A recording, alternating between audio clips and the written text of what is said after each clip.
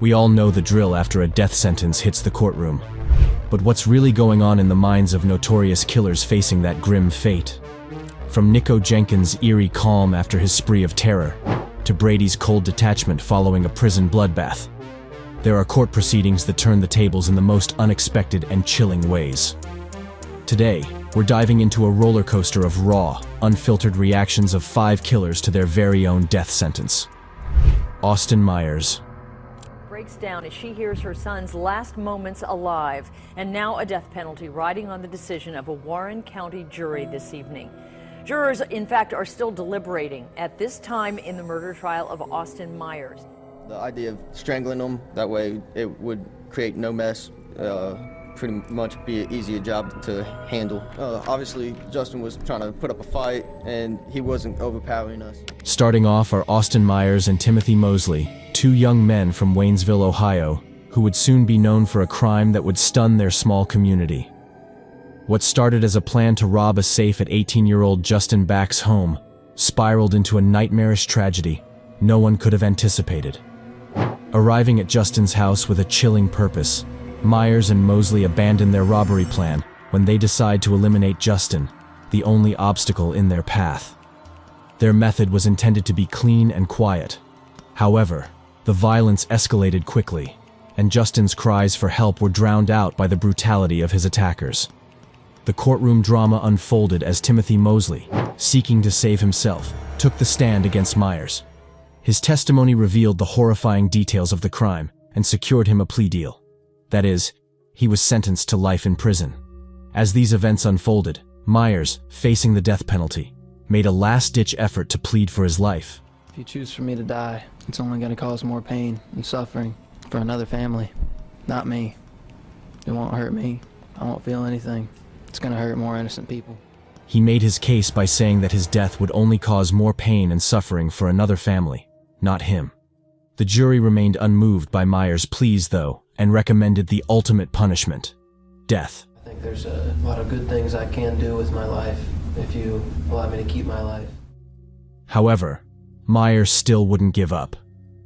In his final attempt to avoid this fate, Myers told the judge he believed he could do a lot of good things in his life if he was just allowed. Unfortunately, in the end, his words fell flat. Defendant does not understand how precious life is. Therefore, the sentence of death shall be imposed upon Austin Gregory Myers on the charge of aggravated murder. The judge's response was resolute. It was decided that Myers still did not understand how precious life is, and so something permanent had to be done.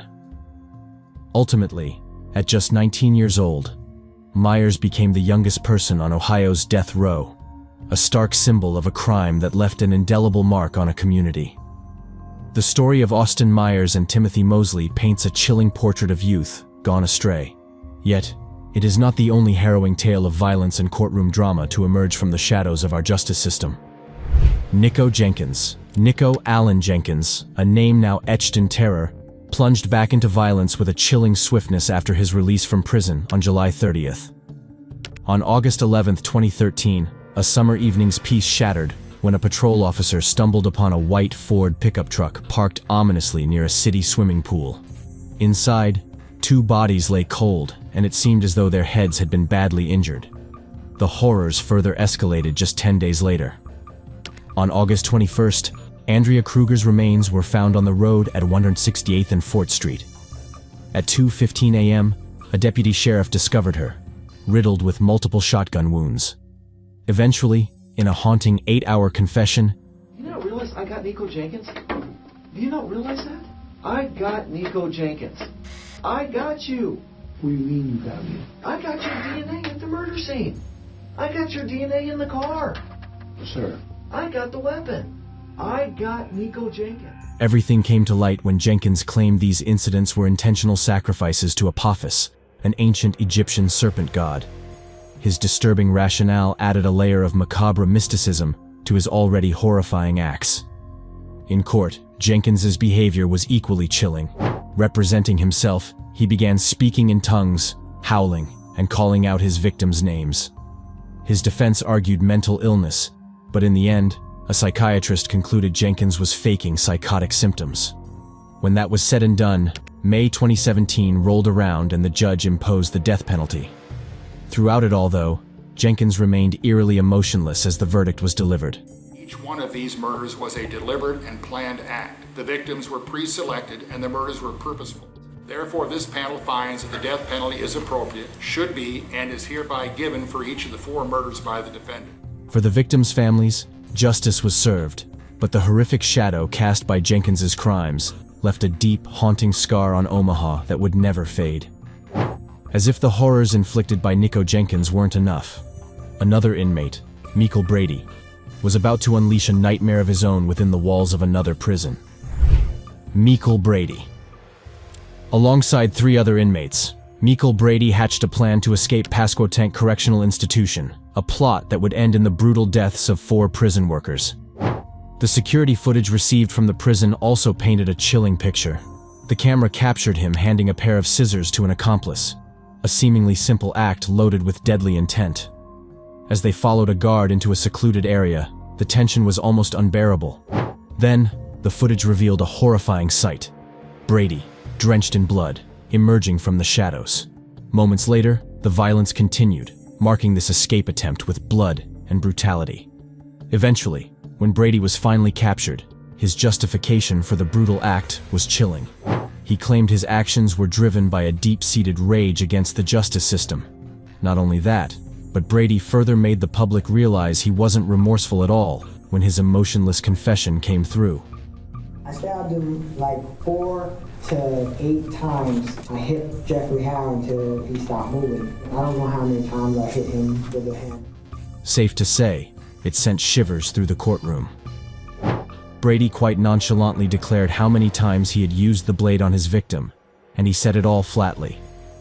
It was clear that, as the jury sentenced him to death, Brady's cold detachment made the horror of his crimes all the more haunting. In stark contrast to the brutal violence of Michael Brady, Diana Lovejoy's case involved a different kind of horror. The calculated manipulation and deception of a woman driven by a desire for revenge. Diana Lovejoy. In the quiet town of Carlsbad, California, a storm was brewing in the courtroom in September 2016. The drama unfolded when a 44-year-old woman, Diana Lovejoy, was found guilty of plotting to end her ex-husband, Greg Mulvihill's life. The chilling scene of the crime was a dark, desolate dirt path where Mulvihill had been shot in the side. Their relationship had unraveled following a bitter divorce and an acrimonious custody battle over their young son. The case was explosive, to say the least. Lovejoy had made false allegations of abuse against Mulvihill in a desperate bid to secure sole custody of their child. These lies were laid bare in court and exposed her deceitful tactics. Lovejoy's affair with Welton McDavid Jr., an ex-Marine she met at a gun range, added another layer of scandal. McDavid, who was still married, was hired by Lovejoy to carry out the deadly act. She had masqueraded as a private investigator, presenting McDavid with fabricated evidence of Mulvihill's supposed abuse. As the trial progressed, the defense put forward a dramatic and desperate narrative. Lovejoy, teary-eyed, claimed she would never harm her son's father.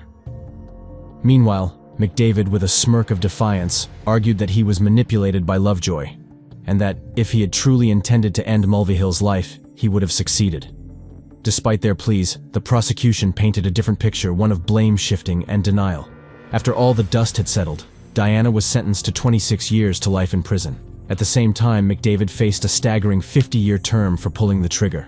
When Lovejoy heard her sentence, she collapsed and transformed into a sobbing figure of shattered hope and despair. However, not an ounce of remorse was extended to her when the doors of the courtroom finally closed in. Now, as the dust settled from Lovejoy's courtroom drama, another harrowing tale of violence and tragedy unfolded in Tampa. Tyrone Johnson. In a Tampa courtroom, the story of Tyrone Johnson unfolded with gut-wrenching detail. Convicted in November 2021 for the brutal slaying of his girlfriend Stephanie Willis and her 10-year-old son Ricky, Johnson's trial was a relentless saga of violence and remorse. The case began with a tragic argument over what to watch on TV in 2018. However, this seemingly mundane dispute soon escalated into a nightmare. Johnson, in a fit of rage, claimed he felt attacked by Stephanie and was forced to use his firearm on her. When Ricky ran into the master bedroom, he was tragically caught in the crossfire, according to Johnson's account. Prosecutors, however, painted a far darker picture. They argued that Johnson had not only shot Stephanie, but had then hunted down Ricky, who was hiding in fear. Bullet casings discovered under the boy's bed corroborated this chilling theory. The trial reached a harrowing climax when the jury was shown video footage of Johnson's police interview. His sobs and pleas for mercy were contrasted starkly with the gruesome evidence of his crimes. Johnson's emotional apology also did little to sway the jury, who recommended the death penalty. As the sentence was delivered, Johnson's desperate attempts to shift blame to a corrupt legal system fell flat. Judge Christopher Sabella had the final word, and according to her, a death penalty was fitting for such a heinous and atrocious act. As the case came to an end, another killer had been brought to justice. But even as this verdict was handed down, it was clear that this wouldn't be the last time the heavy weight of a death sentence would fall in the courtroom.